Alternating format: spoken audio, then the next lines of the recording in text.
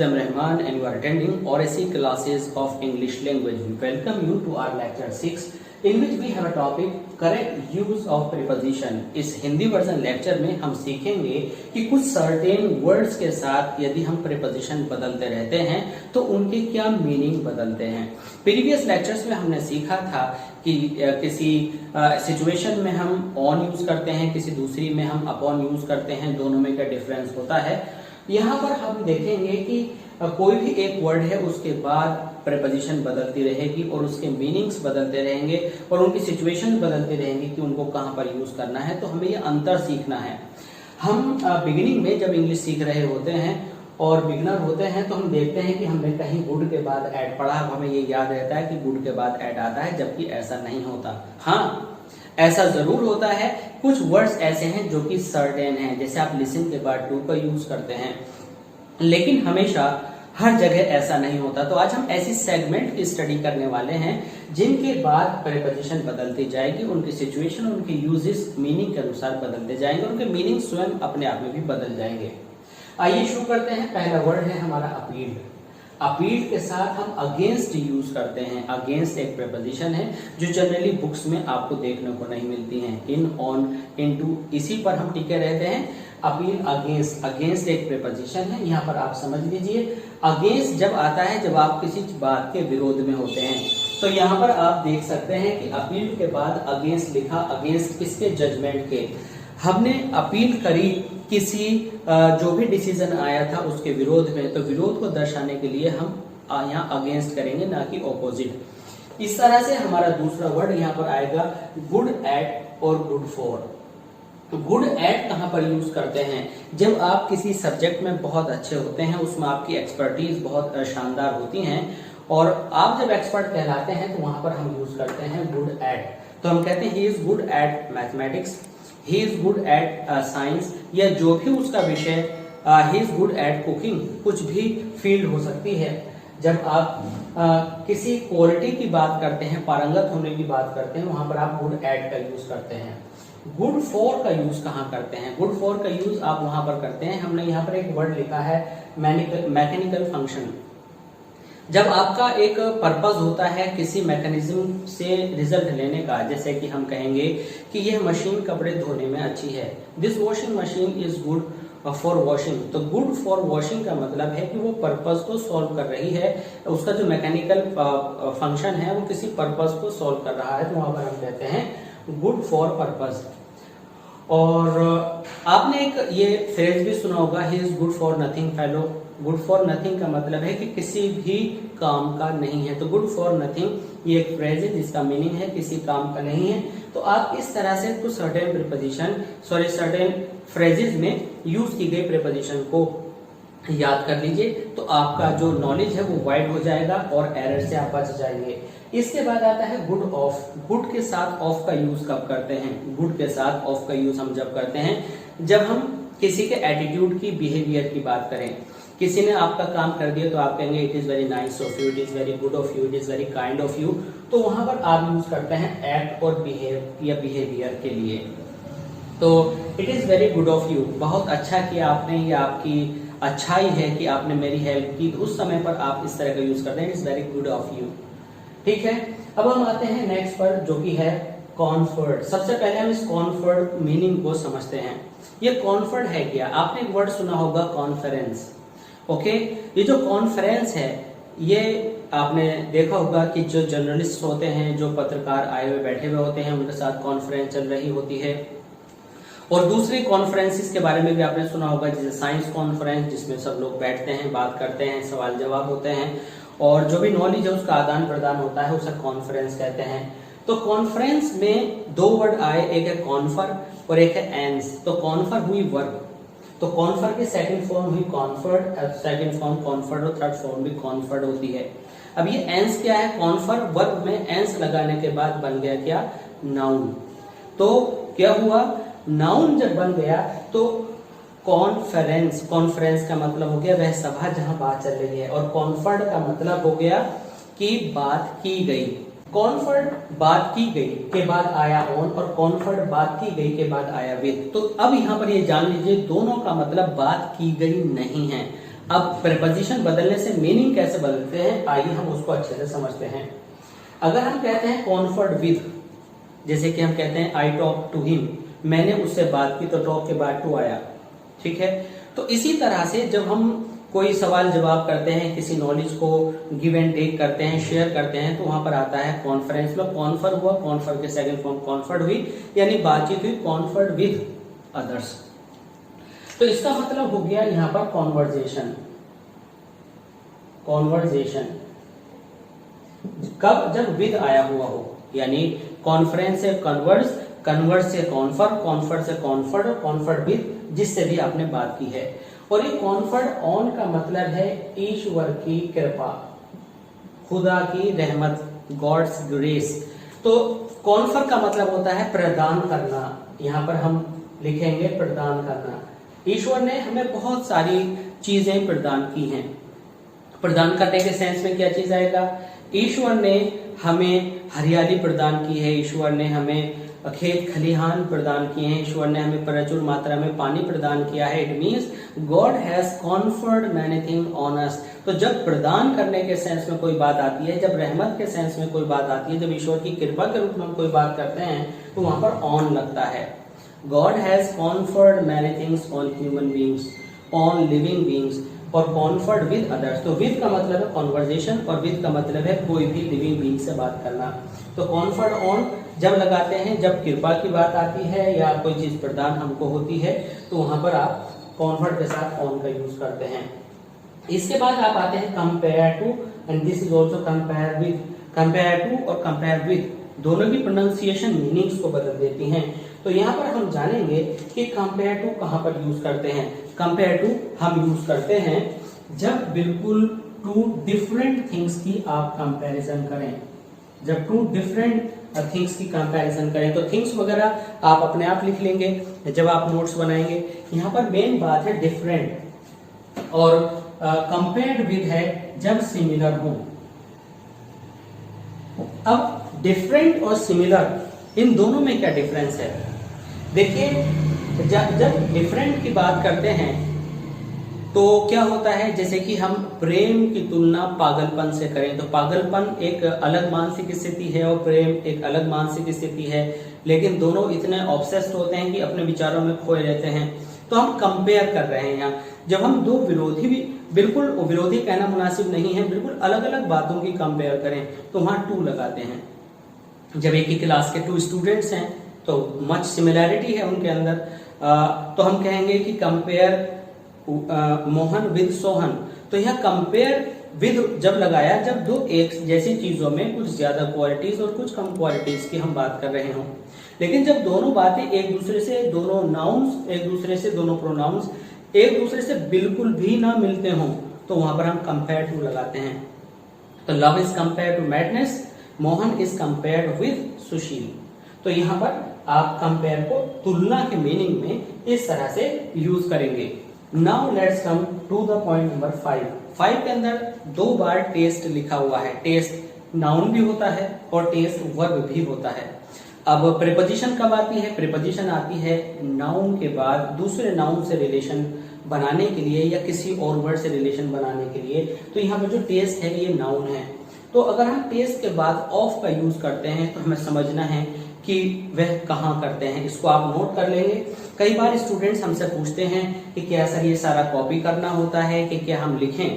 देखिए, ये जो कुछ सारा लिख रहा है और जो यहाँ पर लिख रहा है, आई थिंक अगर आप एक अच्छे लर्नर हैं ताकि आपको ये लॉन्ग याद रहे, इसलिए आप ये सारा लिखिए। बट जो बातें हम बोल रहे हैं, जो आपको समझा रहे हैं, जो लिंक बना रहे हैं बट हमने लिखा नहीं है, वो आप अपने आप से यहाँ पर अपने रिक्वायरमेंट्स के अकॉर्डिंग आपको लगता है कि जरूरी बात है जो सर ने बताई है, वो आप नोट करते हुए चल सकते हैं और करना भी चाहिए। हर व्यक्ति की अलग सोच है, किसको क्या बात इंपॉर्टेंट लगती है, किसको क्या बात ऑलरेडी पता है, तो आप अपने अनुसार लिखते चलेंगे, इनसे अलग जो भी हम बोल रहे हैं। अब यहाँ पर हम टेस्ट ऑफ की बात जब करते हैं तो यहाँ पर टेस्ट ऑफ हम जब लगाते हैं जब हम किसी चीज को चखते हैं।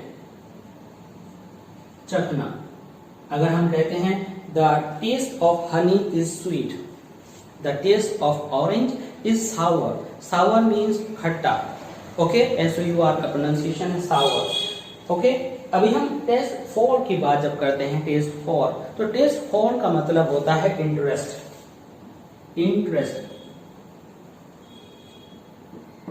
इंटरेस्ट का मतलब कि किसी चीज में रुचि होना, किसी चीज का अच्छा लगना। I have no taste for cricket, मुझे क्रिकेट में कोई रुचि नहीं है, तो यहाँ पर आएगा फॉर। लेकिन जब आप खाते हैं और कोई टेस्ट आपका जो सेंस है, जो आपकी बर्ड्स हैं, वो खट्टा, मीठा, कड़वा बताती हैं, तो वो टेस्ट ऑफ होता है। तो खाने के सेंस में आप लिखते हैं टेस्ट ऑफ, और टेस्ट फॉर आप लिखते हैं जब आपको कोई चीज अच्छी नहीं लगती। जैसे कि हम कहें I have no taste for commerce, commerce कॉमर्स अच्छी नहीं लगती है। somebody will say I have no taste for English, तो मुझे इंग्लिश अच्छी नहीं लगती है। तो वहां पर आप इंटरेस्ट के सेंस में फॉर का यूज करेंगे और चाहने के सेंस में ऑफ का यूज करेंगे। पॉइंट नंबर 6 में हमारे पास जो वर्ड कंप्लेन है, ये 3 बार लिखा है। अब यहाँ पर जो ये कंप्लेन है, ये वर्ब है। तो अब क्या करना है इसमें, हर बार प्रेपोजिशन बदलने पर क्या होता है। देखिए पॉइंट नंबर 6 पर हमारे पास वर्ड है कंप्लेन। ये कंप्लेन एक वर्ब है और इसमें कंप्लेंट हमने दे रखा है। ये first form, second form, third form, कोई सी भी फॉर्म यहाँ पर आ सकती है। और इन फॉर्म्स के बाद जो कि सेम यहाँ पर लिखी हुई है के बाद प्रेपोजिशन चेंज हो रहे हैं, तो प्रेपोजिशंस के चेंज होने पर मीनिंग और सिचुएशन चेंज होगी। तो सिचुएशन के अनुसार सही मीनिंग रिलेटेड और कंसर्न मीनिंग देने के लिए आपको प्रीपोजिशन चेंज करनी पड़ती है। अब हमें वो स्टडी करना है कि कौन सी बात कहाँ पर यूज होनी है। अगर कंप्लेंट के बाद टू आए तो यहाँ पर लिसनर आएगा। सपोज कीजिए किसी स्टूडेंट की कंप्लेन आपने प्रिंसिपल सर से की, तो आप कहेंगे कंप्लेन टू द प्रिंसिपल। जो लिसनर है वो उसमें टू लगेगा। और अगर कोई बच्चा है जो गड़बड़ कर रहा है, जो मिसबिहेव कर रहा है, तो कंप्लेन अगेंस्ट पर्सन, यानी अगर आप व्यक्ति के खिलाफ कोई कंप्लेन कर रहे हो तो वो आएगा अगेंस्ट पर्सन। लेकिन उस व्यक्ति ने क्या एक्ट किया, क्या क्राइम किया, क्या मिसबिहेव किया, उस मिसबिहेव को दिखाने के लिए, या मिसबिहेव या आपका जो बिहेवियर आप कुछ भी कहें, तो वहां पर आप कंप्लेंट ऑफ लगाते हैं। अब यहां पर क्या है, कंप्लेंट ऑफ इनजस्टिस के लिए, जो मिसबिहेव किया गया, जो एक्ट या क्राइम किया गया। तो आप इस तरह से सेंटेंस बना सकते हैं, I complain of cheating against Ramesh to the principal. तो किस सिचुएशन में, सुनने वाले से पहले टू, जो उसने कुछ भी गड़बड़ी की है उससे पहले ऑफ, और जिसने ये किया है के लिए आप अगेंस्ट का यूज करेंगे। इसके बाद आप आते हैं स्प्रेंग। स्प्रेंग जो है स्प्रिंग, कूदने या जंप लेने की सेकंड फॉर्म है। अब इसमें हमने एक जगह यूज किया टू, एक जगह यूज किया अपॉन। अब स्प्रेंग अपॉन का मतलब क्या है, जैसे कि आपकी टेबल है, यहाँ पर आप खड़े हैं, आप ऐसे करके इस टेबल के ऊपर आ गए, अपॉन। तो जब आप मोशन में होते हैं, मोशन मीन्स स्पीड में होते हैं, गति में होते हैं, और नीचे से आप ऊपर की ओर को चले, तो ये होगा अपॉन। और स्प्रेंग टू का क्या मतलब है, ये मान लीजिए आप खड़े हुए हैं, ये आपके पैर हैं, और आप जो है इसी पर ऊपर नीचे, इसी पर ऊपर नीचे आप कूद रहे हैं, अपने पैरों पर, एड़ियों के ऊपर कूद रहे हैं, कभी ऊपर जाते हैं, कभी नीचे आते हैं, तो वहां पर आप यूज करते हैं स्प्रेंग टू। तो स्प्रेंग टू अपने ही पैरों के ऊपर आप कूद रहे हैं, पैर कुछ दूसरी प्लेटफॉर्म नहीं है जिसके ऊपर आप स्पीड से चढ़ते हैं या उतरते हैं। तो यहाँ पर आपको टू यूज करना है जब आप अपने ही पैरों पर अप एंड डाउन कर रहे हों। लेकिन स्प्रेंग अपॉन में आपको अपनी सरफेस छोड़ करके स्पीड में किसी अपर पार्ट पर, अपर प्लेटफॉर्म पर जाकर के शिफ्ट करना है, वहां पर आप स्प्रेंग अपॉन करते हैं। तो स्प्रेंग टू में फीट या टोज आना जरूरी होगा। इसके बाद हम पॉइंट नंबर 8 पर आते हैं, फॉट विद, और है कि एक है फॉट अगेंस्ट। तो fought with, he fought the battle with courage, यानी किस इमोशन में, किस मोटिवेशन के साथ वह लड़ा, तो वहां पर हम कहते हैं विद। और जब वह किसी रॉन्ग पीपल के साथ, अपने एनिमी के साथ, या किसी बुराई के लिए, बुराई को रोकने के लिए वह जंग लड़ रहा हो, तो वहां पर आप कहते हैं फॉट अगेंस्ट इनजस्टिस। तो वहां पर आप रॉन्ग एक्टिविटीज के अगेंस्ट या रॉन्ग पीपल के अगेंस्ट या के विरुद्ध में जब आप लड़ते हैं तो फॉट अगेंस्ट के विपक्ष में, तो वहां पर आप फॉट अगेंस्ट लगाते हैं। और फॉट विद जब आप किसी इमोशन को साथ लेकर लड़ते हैं, fought with courage, fought with motivation, fought with a positive attitude, कोई भी चीज लेकर के जब लड़े तो विद, और जब किसी के विरोध में जाएं तो आप अगेंस्ट यहाँ पर लगाएंगे। इसके बाद आता है यहाँ पर आप देखेंगे कि born of, born to. Born to केवल मदर के लिए आपको लगाना है।